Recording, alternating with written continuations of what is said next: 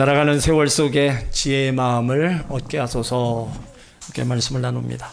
시편 90편은 150편 중에서 유일하게 모세의 기도로 기록되었습니다. 이 시의 배경은 이스라엘 백성들이 애굽에서 나와 가데스 바네에 이르렀을 때 하나님께서 가나안 땅을 적과 꿀이 흐르는 땅이라고 말씀하셨어요. 근데 그것에 대한 의심을 가지고 확인해 보기 위하여 미리 탐지하자는 겁니다. 모세가 12지파에서 한 명씩 차출해서 12명의 정탐꾼을 보냅니다. 정탐꾼들은 40일간 가나안 땅을 두루 탐지하고 돌아와서 보고를 해요. 여호수아와 갈렙은 긍정의 보고를 합니다. 과연 하나님이 주신 땅으로서 심히 아름답고 적과 꿀이 흐르는 풍요로운 땅이다. 하나님이 그 땅을 우리 가운데 주실 것이라고 했으니까 두려워 말고 올라가서 취하자. 하지만 10명은 그 땅은 거민을 삼키는 땅이요, 그 땅에 신장이 장대한 사람, 네피림, 후녹, 후손의 안악자손들이 살고 있다. 그래서 우리들은 그들을 이길 수 없다 합니다. 백성들은 부정적인 보고를 받고 울면서 모세와 아론을 원망합니다. 다른 지도자를 세워서 애굽으로 돌아가자. 그러면서 여호수아와 갈렙을 돌로 치려합니다. 이 모습을 보고 있던 하나님이 진노하시면서 전염병으로 멸망시키고 새로 난 자들을 통해서 내가 뜻을 이루어 나가겠다 말씀하세요. 그때 모세가 하나님의 영광과 성품에 근거하여 그들을 용서해 주시고 지금까지 그들을 인도하신 것처럼 앞으로도 인도해 달라고 기도를 드립니다. 모세의 중보기도로 하나님은 재앙을 그치면서 여호수아와 갈렙 외에는 이 가나안 땅에 들어갈 자가 아무도 없다. 너희들은 40년 동안 이 광야 생활에 유리하면서 다 죽게 될 거다 선포하셨어요. 그 말씀을 듣고 모세가 비통한 심정으로 이 시편 90편을 지은 겁니다. 한 성서학자는 출애굽한 1세대의 죽음을 지켜봐야 했기 때문에 광야 40년은 계속되는 장래의 행렬이야라 이렇게 말하고 있어요. 애굽 땅에서 나와 광야에서 죽도록 고생하고 죽는 것이 인생이라는 겁니다. 그런 의미에서 모세는 하나님의 영원성을 비추면서 날아가는 인생에서 우리가 꼭 무엇을 해야 되는지를 말씀해요. 신속히 날아가는 짧은 인생에서 어떻게 무엇을 하면서 살아야 되는지를 우리 가운데 전해주고 있습니다. 1절 이하에 보면 하나님은 우리의 영원한 거처가 되시는 분이라고 그랬어요. 영원부터 영원까지 존재하시고 영원한 안식처가 되시는 분. 산이 생기기 전 땅과 세계도 주께서 조성하시기 전 영원부터 영원까지 스스로 계시는 분이라는 겁니다. 그리고 모든 인생은 잠시 살다가 티끌로 돌아가게 하시는 거예요. 우리 인간의 눈으로 바라보면 긴 역사처럼 보이지만 하나님의 역사 속에서는요, 천년이 어제와 같고 천년이 하루 같은 거예요. 그리고 밤의 한순간 같다 말씀하고 있어요. 전도서 6장 6절로 보면 저가 비록 천년의 갑절을 산다 할지라도 낙을 누리지 못하면 마침내 다 한 곳으로 돌아가는 것뿐이 아니냐. 사람의 수고는 다 그 입을 위함이나 그 식욕은 차지 아니함이니라. 사람들이 천년의 갑절을 산다 해도 기쁨이 없고 다 한 곳으로 돌아갈 텐데 왜 그것을 잊고 살아가느냐 이거예요. 사람들의 수고가 다 자기의 배를 채우기 위함인데 그 욕구는 만족시킬 수 없다는 겁니다. 그리고 인생을 홍수가 쓸어가듯 삶의 흔적을 쓸어버리시고 잠깐 자는 것 같은 삶의 아침에 돋는 풀 같다고 얘기하고 있어요. 푸른 아침에 꽃이 피어 자라다가 저녁에 시들어 마릅니다. 그것이 바로 인생이라는 거예요. 무상한 존재라는 겁니다. 이 날아가는 세월 속에 우리가 어떻게 살아야 됩니까? 우주 만물이 하나님 것임을 인정하고 인간의 생사화복도 하나님께 있음을 인정해야 된다는 겁니다. 부자고 잘나고 똑똑해도요 연약한 겁니다. 그 누구도 하나님 앞에 그리고 자신을 향해서 나는 강한 자라고 나는 배운 자라고 나는 있는 자라고 말할 자 하나도 없다는 겁니다. 왜요? 너무 연약한 것이, 너무 짧은 인생을 사는 것이 우리 인간이기 때문입니다. 이어령 교수님이 딸로 인해서 예수를 믿게 되었습니다. 딸이 일찍이 미국에 건너가 공부해서 사법고시를 패스하고 검사가 됩니다. 하나님 없이 살 수 있을 것 같은 부와 명예, 안정된 직장, 결혼해서 행복하고 살고 있을 때 아들이 자폐하라는 판정을 받게 됩니다. 아무 어려움 없이 오늘까지 달려왔는데 사람의 노력으로는 안 되는 일이 없다고 생각했는데 이제 그 한계를 느끼는 거예요. 가정과 직장 일들이 점점 엉망되어 갑니다. 그때서야 지푸라기로도 잡은 심정으로 교회에 나가기 시작했고 믿음을 통해 고침받았다는 간증을 들으면서 아이의 치유를 위해서 간절히 기도합니다. 그런데 아들의 치유는커녕 자기 자신이 갑상선 말기암이라고 또 진단을 받아요. 일과 직장, 정신을 쏟다 보니까 몸이 많이 병이 들은 겁니다. 자신의 힘으로 아이에게, 남편에게 할 수 있는 것이 아무것도 없었어요. 기도하면서 이 땅의 부귀영화가 다 부질없는 것임을 알게 됩니다. 좀 더 일찍 하나님을 알았다면 좀 더 가치 있는 삶을 살았을 텐데 하는 생각을 해요. 자식을 만나러 온 아버지, 그 유명한 아버지도 딸을 위해 할 수 있는 것들이 아무것도 없었어요. 그동안에 수많은 책들, 강의, 수많은 지식, 바쁘게 지냈던 그 자신, 딸에게 해줄 수 있는 것이 아무것도 없음을 알며 자책합니다. 그러다 딸의 손에 이끌려 교회에 가요. 예배 시간에 딸을 위해 기도드리면서 심령 깊숙이 하나님의 존재를 인정하기 시작합니다. 그리고 얼마 후 딸이 기적적으로 치유되는 것을 봐요. 하나님께서 자신의 기도를 응답하셨구나 느끼면서 제2의 인생의 삶을 써내려갑니다. 그러던 중에 손자의 자폐증도 하나님이 치료해 주셨어요. 나는 할 수 없는데 내가 믿는 하나님은 이렇게 변화시키는 분이다 간증하면서 다닙니다. 인생은 풀과 같고 한낮 그림자라고 말하며 날리는 낙엽에 비유를 합니다. 아침에 피어 저녁에 시들어버린 꽃과 같은 존재가 바로 우리 인생이라는 거예요. 하나님은 이런 인생을 의지하지 말라 말하고 있어요. 사람이 자기 방법대로 된다고 해도 다 내려놓고 가야 되는 하나님의 시간을 맞이합니다. 어떤 사람은 짧은 인생에 기분 좋게 감정대로 누리고 살려고 노력을 해요. 그러나 하나님의 사형 선고 안에서는요, 제 아무리 좋았던 것 아무것도 아님을 알게 됩니다. 이렇게 인생은요, 잠깐 있다가 아무것도 할 수 없는 허망하게 사라지는 존재라는 겁니다. 오늘 구절에도 보면 우리의 모든 날이 주의 분내 중에 지나가며 우리 평생이 일시간에 다하였나이다. 우리의 연수가 70이여 강건하면 80이라도 그 연수의 자랑은 수고와 슬픔뿐이요 신속기간이 우리가 날아가나이다. 오래 산다는 거, 늙는다는 거, 70이 되고 80이 되는 건요 수고와 슬픔뿐이라는 겁니다. 젊을 때의 힘과 기능이 세어져가는 슬픔이 있습니다. 근육의 탄력이 없어지고 시력이 희미해지고 청각이 점점 어두워져가는 슬픔이 있어요. 걸어가는 발걸음에 흔들림이 있고 뭔가 마음이 서로 맞지 않는 일 때문에 좌절이 있습니다. 모든 기억력이 감퇴되고 사고력이 저하되고 창의력, 추진력이, 통찰력이 쇠퇴해가는 거 다 슬픈 일입니다. 늙음의 슬픔이 가져다주는 마지막 정체는 고독이에요. 사랑하는 사람, 아끼던 사람, 필요로 했던 사람과 이별, 사별, 바로 고독을 알려주는 거예요. 모든 것이 떠나버린 슬픔, 자신만이 외로이 남는 바로 고독. 인신도 떠나고 희망도 떠나버린 자신 앞에 수고와 슬픔으로 가득 차 있고 죽음만이 기다리고 있다는 겁니다. 그런데 이 슬픔과 죽음의 날마저 신속히 날아간다고 얘기하고 있어요. 엘리자베스와 그 제자 데이비드가 쓴 인생 수업이라는 책이 있어요. 엘리자베스는 그 인생 수업이라는 책에서 사람이 살아가는 의의는 무엇인가, 인간의 존엄이란 무엇인가, 행복이란 사랑인가 무엇인가를 말해요. 그러면서 이 책은 읽는 것이 아니라 그 자체가 배움이고 진지한 수업이다. 삶과 죽음이 관한한 모든 이들의 교사였다라고 적고 있습니다. 이 엘리자베스는 세계 최초로 호스피스 운동을 일으킨 의사이고 사상가입니다.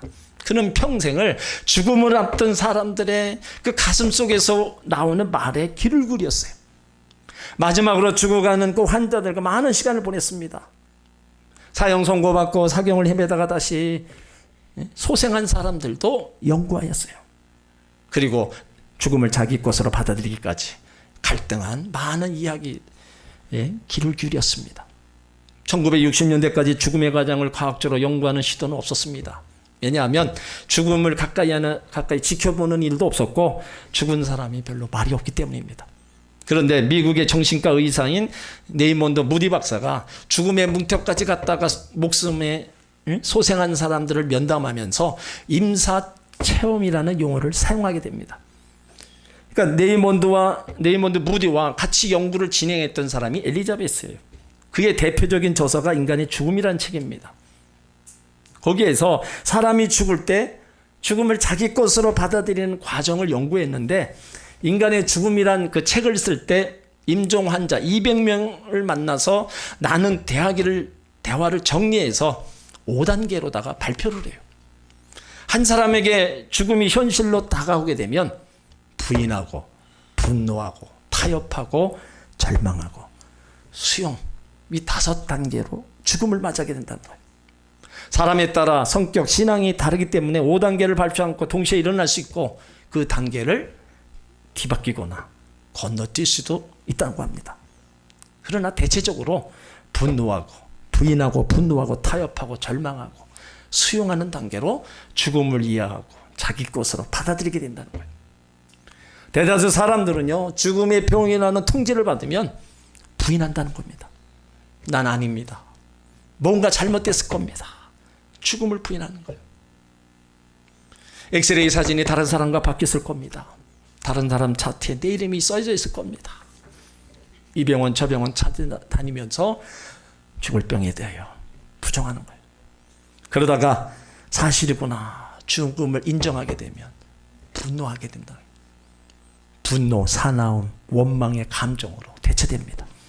왜 하필 내가 죽어야 되냐? 왜 저 사람에게는 안 생기는 병, 왜 나에게 생기나?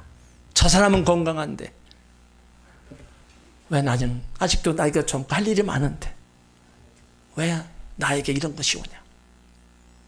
죽음의 선고를 내려진 사람이 이 단계 이름요, 의료진들도 감당하기 힘들다는 거예요. 이때 환자는 서슴지 않고 병원이나 의사, 가족들에게 욕하고 불평한다는 거예요. 그리고 세 번째 단계가 타협이라는 거예요. 이 시간은 매우 짧은데 부인하고 거부하고 분노하다가 이 사실이 기정사실이라면 어떻게 보든지 연기해 보려고 하는 거예요. 착한 행동을 보이거나 특별한 헌신을 합니다. 헌금하시는 일들도 있습니다. 하나님과 타협하려는 행동입니다. 어떻게든지 하나님께 잘 보여 생명을 연장시키든지 아프지 않게 보내달라고 기도하게 된다는 거예요. 자녀가 있는 부모는 자녀의 결혼식까지만이라도 데려가지 말라고 호소한다는 거예요. 그리고 네 번째 단계가 절망에 빠진다는 거예요. 우울하게 되는 단계이고 극도의 상실감에 빠지는 것입니다. 그리고 마지막 단계가 수용이에요. 순응이라고 할 겁니다. 자신의 운명을 두고 분노하거나 우울하지 않는 여유를 가지는 거예요. 물론 순응한다고 해서 행복의 감정의 단계는 아니라고 합니다. 감정의 공백교와 같은데 머나먼 여행을 떠나기 전에 취하는 마지막 휴식이라고 한다는 거예요. 심리학자 케네스 링이라는 분은 이 레이몬드 무드와 엘리자베스 문학적 바탕 위에 임사체험을 발표합니다. 그 임사체험이란 죽음의 순간을 맛보고 다시 회복된 사람들의 체험담을 담아 어떤 과정으로 죽음을 맞이하는지 알아보았다는 거예요. 이 케네스 링은 사고를 당하였든지 질병이나 자살을 기도하는 중에 죽다가 살아난 사람 102명을 면담하면서 임사 체험에서 5가지 단계가 발생하는 것을 알게 되었다는 거예요.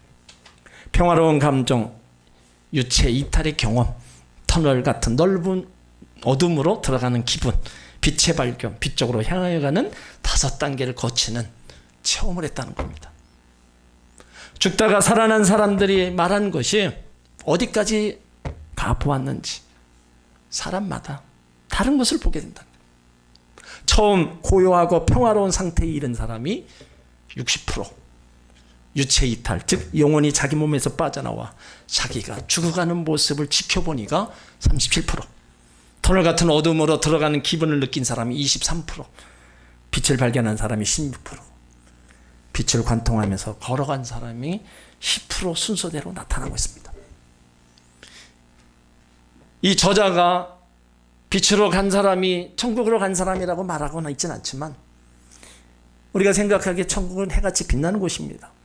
그렇다면 빛을 발견하고 빛을 관통하면서 걸어간 사람들, 이런 사람들은 다 하나님 앞에 간 사람들입니다. 이것은요, 건강하게 살아가는 사람의 말이 아닙니다. 죽어가는 임종 직전에 사람들이 하는 말입니다.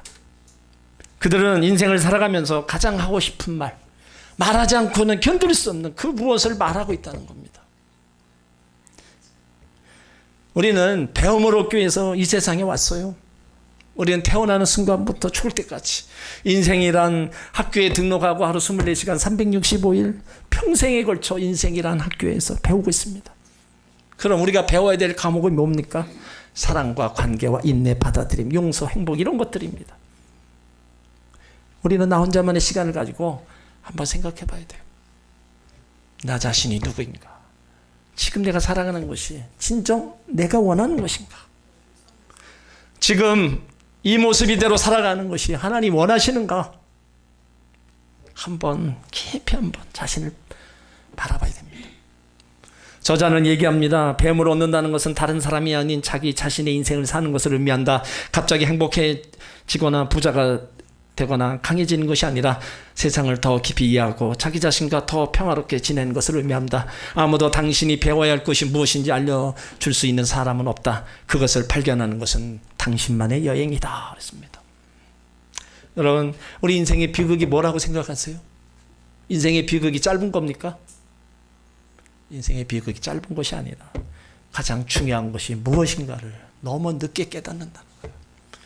좀 더 일찍 깨닫고 좀 더 바르게 살아가면 좋은데 젊은 날, 그 좋은 날들을 다 허비해버리고 허랑방탕하게 살다가 너무 늦게 내 인생이 무엇인가를 깨닫고 내가 지금 어디로 가고 있는가를 여러분 너무 늦게 깨닫는다는 겁니다.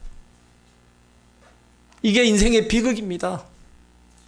우리가 좀 더 빨리 알고 좀 더 빨리 깨달아서 정말로 내가 이 땅에 왜 살아가고 무엇을 위해 살아가는지 그것을 의미를 알고 살아간다면 그 인생은요 절대로 허무한 게 아니고요 정말 행복한 인생을 사는 겁니다. 엘리자베스는요 그의 책을 통해서 죽음에 대하여 말하는 것이 아니라 삶과 살아가는 이야기를 써보고 싶었다고 합니다. 죽어가는 많은 사람들을 만나보고 그들이 남긴 수많은 말들을 정리하면서 어떻게 살아갈 것인가를 말하고 있는 거예요. 그러니까 우리 앞에 다가오는 많은 두려움, 나에게 쏟아지는 비난, 화, 용서에 대한 배움을 말합니다. 사랑과 관계에 대한 배움, 노래와 행복에 대한 배움을 말하고 있어요. 그래서 우리가 삶을 배운다는 건요, 삶을 완벽하게 만드는 게 아니라 있는 그대로의 삶을 받아들일 줄 아는 겁니다. 우리는 우리 자신으로 존재합니다. 내가 결코 다른 사람이 될 수 없습니다. 나는 나로 충분하고요. 나는 나로 만족합니다. 여러분 한 사람 한 사람이 자신의 삶을 살아가야 됩니다. 남이 한다고 해서 나에게 또 좋은 것은 아닙니다. 나만이 할 수 있는 그 무엇을 하나님은 하게 하십니다. 여러분 삶은요 하나님의 기회이고 아름다움이고 놀이고 행복입니다. 그렇다면 내가 그런 삶을 살아왔나 이거예요. 이제 우리는 더 아름다운 삶을 살기 위해서 우리가 다시 한번 내 인생을 한번 돌아봐야 된다는 겁니다. 우리는 지나온 날보다 앞으로 살아갈 날이 더 짧은 삶입니다. 우리의 남은 날을 계수할 수 있는 그 지혜의 마음을 우리가 갖고 있어야 됩니다. 오늘 12절에 우리에게 우리 날 계수함을 가르치사 지혜로운 마음을 얻게 하소서. 우리가 남은 날들을 누가 알 수 있습니까? 남은 날들을 안다면 시한부인 생명을 산다면 하나님 먼저로 살고 모든 것을 기도로 맡기고 현재에 만족하며 성실하게 살아갈 수 있을 겁니다. 그런데 우리 남은 날들은 우리가 몰라요. 우리 인생의 안전장치는요, 보험을 몇 개 더 들었다고 안전이 보장되는 게 아닙니다. 집 몇 채 더 있다고, 안전한 직장이 있다고 해서, 통장에 돈이 좀 있다고 해서 우리 안전이 보장되는 게 아니라는 겁니다. 우리 인생은요, 우리 마음대로 되는 게 아니고 하나님 주권 안에 있는 거예요. 우리 인간의 생사화복도 다 하나님 주권에 있는 겁니다. 그러기에 우리 인생 하나님 없이는 살 수 없는 겁니다. 하나님 뜻 안에서만 살아갈 때 참다운 인생의 의미를 알고 또 살아갈 수 있는 겁니다. 이거를 빨리 깨달으라는 거예요. 이걸 늦게 깨달으니까 자꾸 우리는 무가치한 인생을, 무의미한 인생을 지금 살아가고 있는 겁니다. 여러분들 어리석은 인생의 삶을 살지 말고 지혜로운 인생의 삶을 살아가시길 바랍니다. 우리 생애는 영원히 계속되는 게 아닙니다. 잠시 잠깐이에요. 죽음이라는 것이요, 나에게 멀리 떨어져 있는 게 아닙니다. 아주 가까이 있습니다. 생명이 있어 돌아가는 모든 생명체는 항상 죽음이 그림자가 따라다니고 있는 겁니다. 내가 젊다고가 멀리 있는 게 아닙니다. 누군가 다가와서 선생님 건강하게 보이시는데 연세는 어떻게 되셨습니까? 묻는다면요, 실제로 당신의 인생 시계는 몇 시입니까? 질문하는 거와 똑같습니다. 빌리 그레이엄 목사님이 당신은 지금 몇 시입니까? 그걸 말씀하셨어요. 인생을 70으로 기준해서 24시간을 보면서 내가 지금 몇 시에 살고 있는지를 알려줍니다. 그 시간 속에 내가 무엇을 해야 되는지를 말씀하고 있어요. 우리는 지금 시간만 보지만 내 인생의 시간이 몇 시인지를 모른다는 겁니다. 빌리 그레이엄 목사님이 70 인생을 보셨지만 저는 80으로 보고 말씀을 드립니다. 아침 6시 시작했을 때 가장 젊은 나이 25살. 그렇다면 시간으로는 오전 11시 40분입니다.